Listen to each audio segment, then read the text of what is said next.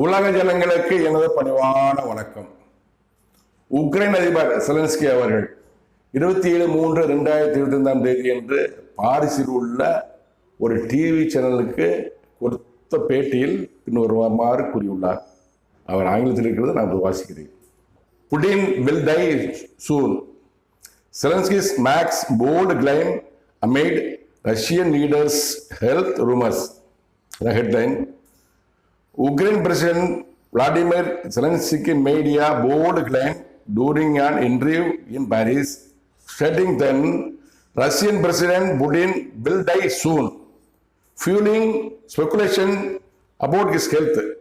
Amid growing rumors of Parkinson's and cancer, Zelensky accuses Russia of prolonging the war despite these efforts.